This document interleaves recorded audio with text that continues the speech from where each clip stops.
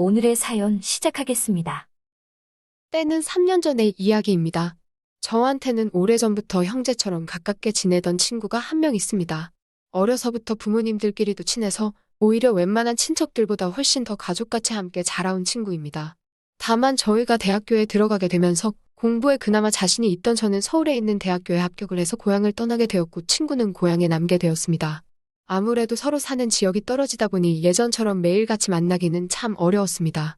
그래도 둘도 없는 저희 반쪽 같은 친구라는 사실 하나만큼은 변한 적이 없어요. 그나마 동반입대를 신청했는데 또 군대만큼은 친구가 공익 판정을 받아서 동반입대도 못하게 되었습니다. 그나마 명절 때는 제가 고향에 내려가야 했으니 그때 가서는 매번 만났어요. 가족들도 오랜만에 보는 거지만 아무래도 그 나이가 친구와 노는 게 가장 재미있을 나이 아니겠습니까? 거기에 이젠 술까지 마실 수 있는 나이가 되었는데요. 그래서 가족들은 뒤로 하고 매번 이 친구하고만 거의 밤을 새다시피 술을 마시고 했습니다. 고향에 내려가면 가족보다 먼저일 정도의 친구이지요. 그러다가 저는 서울에서 대학교를 졸업하고 기회가 닿아서 졸업과 동시에 취직도 하게 되었습니다. 그래서 서울에 완전히 자리를 잡게 되었어요. 그때쯤 친구 녀석은 사업을 시작하게 되었습니다. 서로 일 때문에 바빠졌다 하더라도 연락은 항상 주고받았고 연말에는 제가 내려가든 친구가 올라오든 항상 둘이서 송년회를 열고는 했습니다. 콩 한 쪽도 나눠 먹는 게 친구 아니겠냐며 저도 회사 일 하면서 선물 받은 양주를 까고 친구 녀석도 동네에서 담근 당금주 같은 걸 가져와서 둘이 부어라 마셔라 하면서 매번 특별한 연말을 보냈습니다. 그러다가 제가 결혼하기 전 지금의 아내를 친구에게 처음 소개시켜줬을 때에는 복분자 주며 야관문주 같은 걸 어디서 구해와서는 제 아내한테 이 술 한 잔만 먹이고 하면 아주 장난이 없을 거라는 짓궂은 농담을 하면서 건네준 적도 있습니다. 안타깝게도 아내는 친구의 이 장난을 아주 불쾌하게 받아들였고 그래서 그때 받은 술은 아직도 입에도 대지 못한 채 우리 집 진열장에 진열만 되어 있는 감상용 술이 되었긴 하지만요. 제가 결혼을 하고 나서 친구 녀석도 그 다음 해에 결혼을 했습니다. 저는 제 아내와 동갑이었는데 친구 녀석 와이프는 우리보다 7살 연하인 아직 사회인 티도 날락말락하는 20대 중반의 여자를 신부감으로 데려온 거예요. 친구가 원래부터 어리고 예쁘면 망고땡이라고 노래를 부르긴 했는데 저는 그게 잠깐의 만남을 가질 때 선호하는 스타일인 줄로만 알았지 결혼까지 어리고 예쁜 여자와 할 거라고는 생각도 못했습니다. 친구에게 와이프는 어디서 만났냐고 했더니 다방에서 만났다고 하더군요. 그 말을 듣고 별로 긴 말은 하지 않았습니다. 저와는 정말 뗄래야 뗄 수 없는 둘도 없는 친구 사이이기는 하지만 제 아내는 제 친구를 그다지 마음에 들어하지 않았습니다. 애초에 첫인상부터 야관문주니 복분자주니 밤에 끝내준다느니 하면서 이상한 말을 잔뜩 해놓는 바람에 아주 아내가 질색을 하면서 뭐 저런 사람하고 친구를 하냐고 저한테 한 소리를 한 적이 있어요. 거기에 대학도 안 나왔고 다니는 회사가 있는 게 아니고 사업이라고 이거에 손댔다 저거에 손댔다 안정적이지 않아 보이는 모습이 그렇게 탐탁지 않게 보였나 봅니다. 거기에 다방에서 만난 여자를 결혼할 여자라고 소개하고 있으니 아내는 저희가 어릴 때는 둘도 없는 친구였을지는 몰라도 이제는 수준 차이가 나니까 이 친구하고는 조금 거리를 두었으면 싶다고 했습니다. 친구 녀석은 그 사실을 모르고 있는 데다가 눈치도 채지 못해서 매번 저한테 서울 올라갈 테니 놀자고 연락을 해왔는데 저는 그때마다 항상 바쁘다는 핑계로 거절을 해야 했습니다. 아내의 생각에 괜히 반대를 했다가는 저한테 좋을 게 없다는 걸 알기 때문에 친구라면 저를 이해해 줄 거라 믿고 그렇게 행동했습니다. 하지만 저도 이렇게 친구와 거리를 둬야 한다는 사실이 너무 아쉽기는 했어요. 그렇게 몇 년이나 친구를 만나지 못했습니다. 심지어 명절 때는 고향에 내려가 있어 친구와 가깝게 있는데도 아내 눈치를 본다고 나가지 못했습니다. 친구는 바빠서 그럴 수 있다며 다 이해해준다고 했고 연말이 될 때마다 올해는 송년회를 어떻게 할 거냐며 저에게 매번 물어왔습니다. 그때마다 제가 다 거절을 했지만 친구는 포기 않고 저에게 매해마다 연락을 먼저 해왔어요. 그때마다 제가 거절을 해야 했으니 제 속이 오히려 더 쓰렸습니다. 그리고 3년 전 추석 모처럼 아내가 그해 추석에는 각자 부모님 댁에 따로 방문하는 게 어떻겠냐고 제안을 해왔어요. 아쉬운 척을 했지만 사실 속으로는 올해는 친구 녀석과 술 한잔 하겠구나 하는 생각이 들었습니다. 총각대 마냥 고향의 짐을 풀자마자 친구의 집으로 향했습니다. 친구는 예고도 없이 방문한 저를 반겨줬어요. 그저 제가 왔다는 말에 가족 모임이고 뭐고 다 포기하고 달려나왔습니다. 친구가 결혼하고 독립해 나와 사는 집에 처음 구경한답시고 들어갔는데 아주 깜짝 놀라버리고야 말았습니다. 겨울 날씨까지는 아니지만 아직 살 사람이 매서운 추석인데 아주 한여름 휴가철을 방불케 할 정도로 한 줌도 되지 않는 옷을 입고서는 젊음을 과시하고 있었기 때문입니다.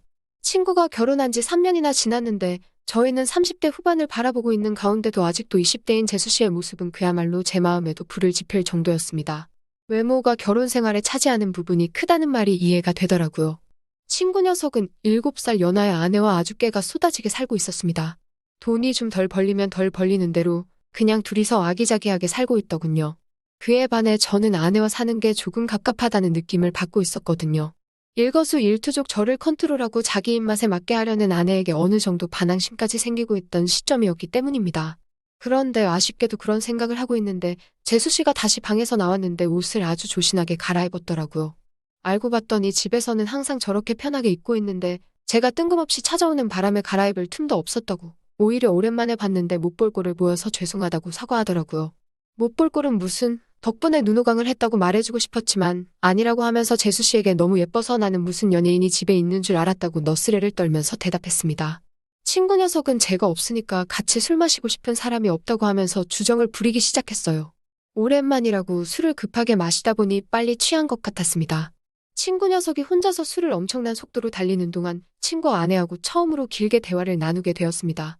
다방에서 일했다는 말을 들어서 그런가 아니면 조금 날라리 같았던 외모 때문에 그랬나 그렇게 보지 않았는데 대화를 나누다 보니 그런 겉모습과는 다르게 각종 분야에 관심도 많고 나름 깊이 있는 지식도 가지고 있더라고요.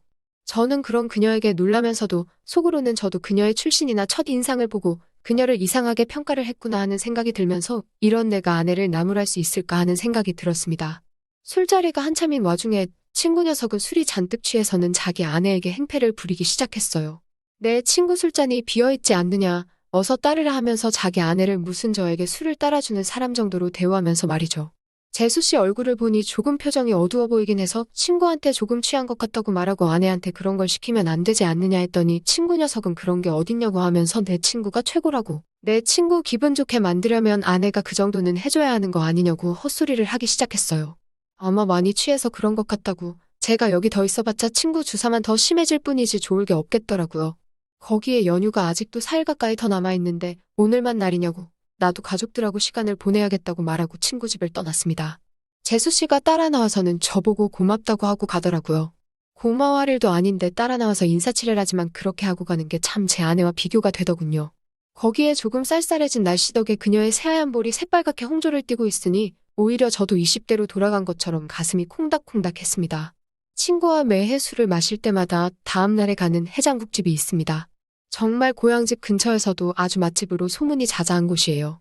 친구 녀석과 마치 약속이라도 한 것처럼 저한테 오랜만인데 한번 먹고 가라면서 연락을 해왔습니다. 그래서 해장국집에서 아침 일찍 만나게 되었는데 재수 씨도 데리고 나왔더군요.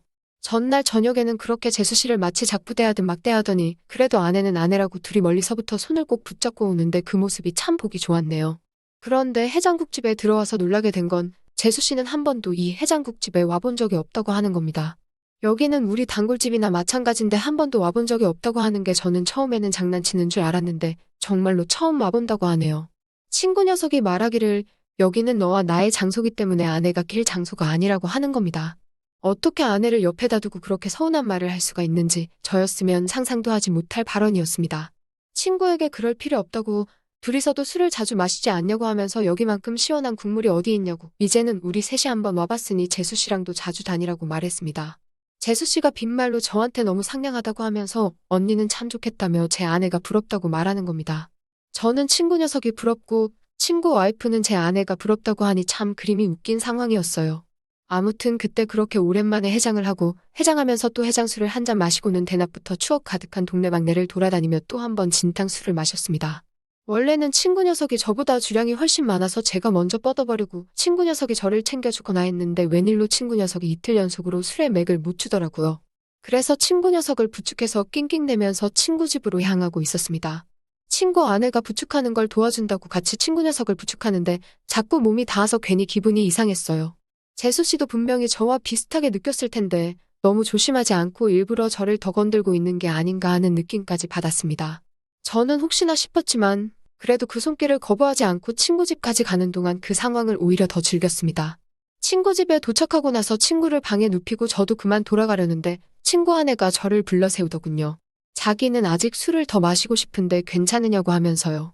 그때 저도 모르게 침을 꿀꺼덕 삼켰는데 그 소리가 얼마나 크던지 재수 씨가 아무 짓도 안 할 테니 긴장하실 것 없다고 하는데 오히려 그 모습이 저를 가지고 장난을 치는 것 같아서 기분이 더 묘했습니다.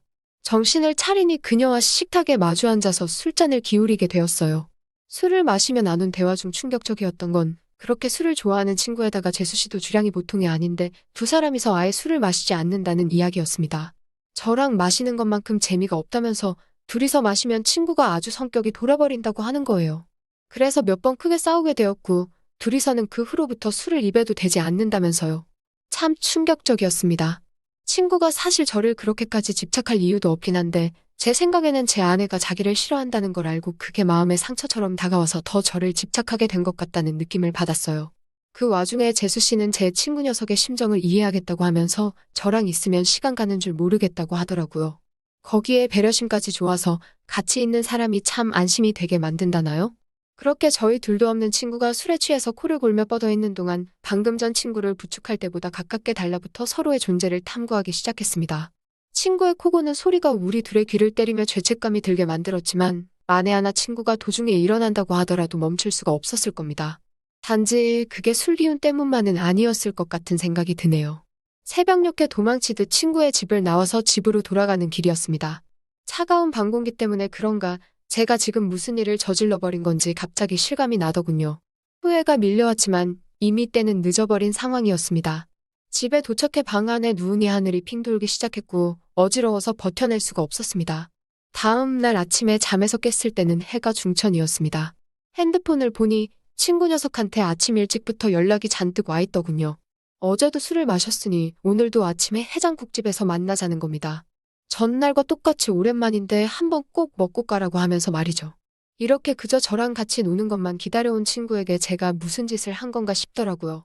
믿음을 저버린 것도 모자라 그 사실을 평생 숨겨야만 하는 상황이 되었으니 말입니다. 친구를 볼 면목이 없어서 나가는 것도 꺼려지더라고요. 그렇게 도망치듯 고향에서 돌아오게 되었습니다. 사실 그 뒤로도 명절 때가 되면 아내는 혼자서 친정에 내려갑니다. 아내도 저희 부모님이 보기 껄끄러운 와중에 차라리 서로 부모님한테 알아서 잘하면 좋겠다고 하면서 말이죠. 하지만 저는 그날 이후로 고향에 내려간 적이 없습니다. 친구 녀석한테는 또 바쁘다는 핑계를 대면서 만나지 못하고 있어요. 친구에게 미안한 마음이 커서 그런 것도 있지만 그날 이후로 친구의 아내에게서 다음엔 언제 내려오냐며 연락을 받고 있기 때문입니다. 괜히 그녀를 무시했다가는 홧김에 친구에게 말해버릴 수도 있을 것 같다는 생각에 3년이 지난 지금에 와서도 저는 마치 그녀의 애인인 것처럼 서로 연락을 주고받고 있습니다. 순간의 실수로 친구에게는 정말 해선 안 될 짓을 해버리고 말았네요. 그리고 이렇게 지금에 와서도 그 상황을 정리 못하고 질질 끌고 있고 바쁘다는 핑계로 만남을 피하고만 있고 말이죠. 마음 한편에는 친구에게 허심탄회하게 말하면 이 친구라면 저희 배신을 이해해주지 않으려나 하는 생각이 들 때도 있습니다. 이 무거운 죄책감에서 벗어나고 싶어서 말이죠. 하지만 또 한편으로는 친구가 나를 용서해주지 않으면 어떡하지? 하는 생각에 이렇게 오늘 사연을 보내면서도 악연을 잘라내지 못하고 또 하루만큼 더 친구에게 그리고 내 아내에게 거짓말을 쌓아가며 살아가고 있네요. 또 찾아주셔서 감사합니다. 매일 새롭고 흥미로운 사연으로 찾아뵙겠습니다. 구독과 좋아요 잊지 마시고 다음 사연으로 다시 찾아뵙겠습니다. 감사합니다.